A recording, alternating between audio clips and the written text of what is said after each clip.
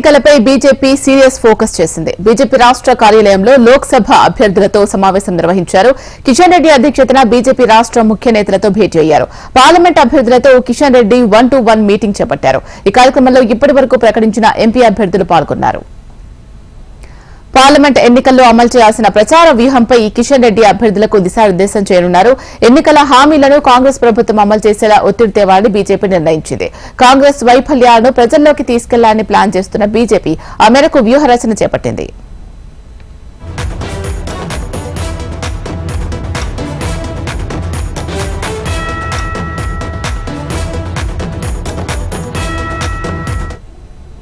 దీనికి సంబంధించి పూర్తి సమాచారం మా ప్రతినిధి రాజ్రెడ్డి అందిస్తారు.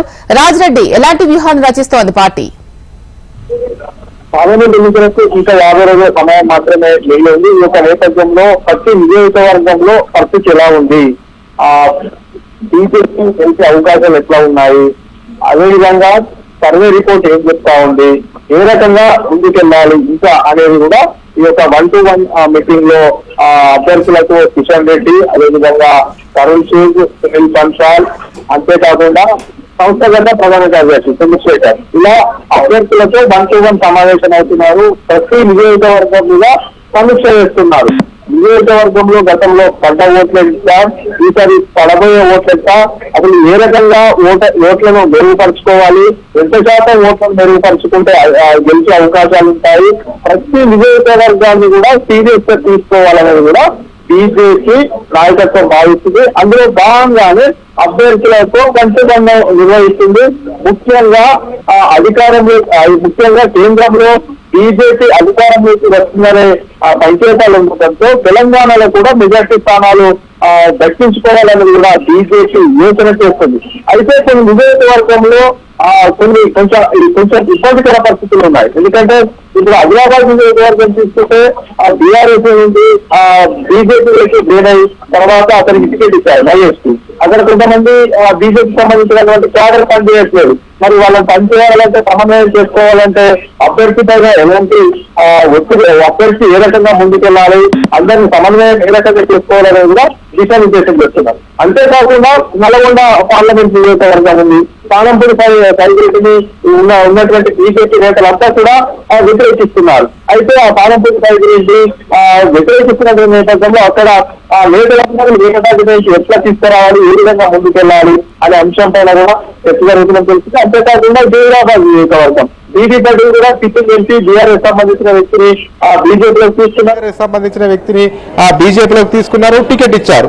అతన్ని కూడా ఆ నియోజకవర్గంలో కూడా కొంత ఇబ్బందికర పరిస్థితులు ఉన్నాయి. మరి పూర్తిగా సమన్వయం ఏ రకంగా చేసుకోవాలి, ఇలా మిగతా పార్టీల నుండి ఇతర పార్టీల నుండి బీజేపీలోకి వచ్చినటువంటి నియోజకవర్గాల్లో కాస్త ఇబ్బందికర పరిస్థితులు ఎదురవుతున్నాయి.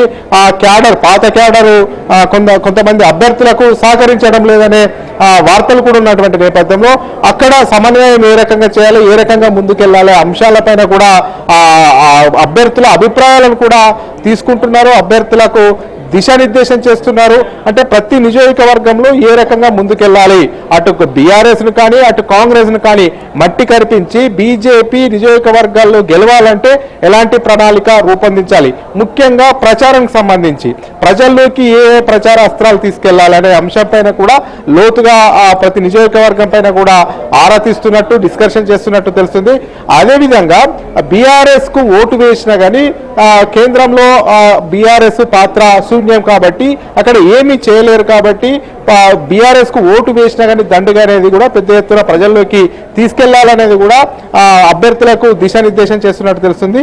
అంతేకాకుండా కేంద్రంలో మరోసారి బీజేపీ వస్తుంది, కాంగ్రెస్ గెలిచే అవకాశాలు లేవు కాబట్టి కాంగ్రెస్ నుండి ఇక్కడ గెలిచినా కానీ ఆ కేంద్రంలో అతను చేసే పాత్ర ఏముండదు, ప్రతిపక్ష పాత్రకే పరిమితం అవుతారు. కాబట్టి మెజార్టీ స్థానాలు తెలంగాణలో బీజేపీ గెలిస్తేనే బీజేపీకి తెలంగాణలో అభివృద్ధి అయ్యే అవకాశాలు ఉంటాయనేది కూడా ప్రజల్లోకి డెప్త్ గా లోతుగా తీసుకెళ్లాలనేది కూడా బీజేపీ కసరత్తు చేస్తున్నట్టు తెలుస్తుంది.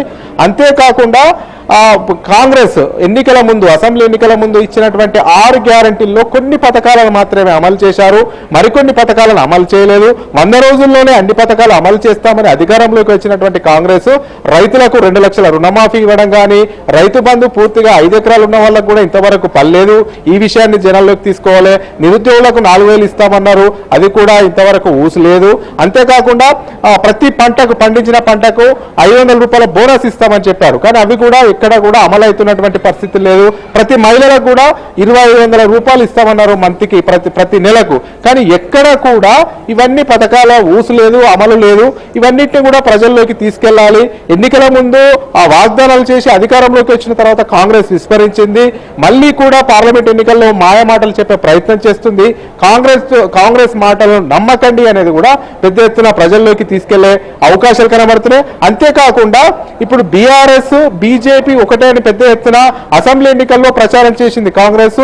అది కూడా ప్రజలు కూడా బీఆర్ఎస్, బీజేపీ ఒకటనే భావనను కలిగించారు. అయితే ఇప్పుడు దాన్ని తింపికొట్టాలి. బీఆర్ఎస్, కాంగ్రెస్ ఒకటి. ఇక్కడ అవినీతి పైన ఆరోపణలు చేశారు కానీ ఇంతవరకు యాక్షన్స్ తీసుకోలేదు. కాబట్టి బీఆర్ఎస్, కాంగ్రెస్ ఒకటే అనేది కూడా పెద్ద ఎత్తున ప్రజల్లోకి తీసుకెళ్లి ఇక్కడ తెలంగాణకు కేంద్రంలో ఎక్కువ తెలంగాణలో కేంద్రానికి సంబంధించినటువంటి ఎంపీలను, బీజేపీ వాళ్ళని ఎక్కువ గెలిపిస్తే కేంద్ర నిధులు పెద్ద ఎత్తున తెలంగాణకు వస్తాయి. కాబట్టి బీజేపీ తెలంగాణలో శ్రీరామ రక్ష అనేది కూడా ప్రజల్లోకి తీసుకెళ్లాలి. ఇప్పటికే లోటు బడ్జెట్ తోనే రాష్ట్రం ఉందని కాంగ్రెస్ చెప్తున్నటువంటి పరిస్థితుల్లో కేంద్రంలో మరోసారి బీజేపీ అధికారంలోకి వస్తుంది. కాబట్టి ప్రజలందరూ కూడా బీజేపీకే ఓటు వేస్తే బాగుంటుందనే అభిప్రాయాన్ని కలిగే విధంగా అభ్యర్థులు ప్రతి నియోజకవర్గంలో ముమ్మర ప్రచారం చేయాలని 1-to-1 లో అభ్యర్థులకు నేతలు దిశానిర్దేశం చేసినట్టు తెలుస్తుంది. Sheela. Right, thank you Raj Reddy.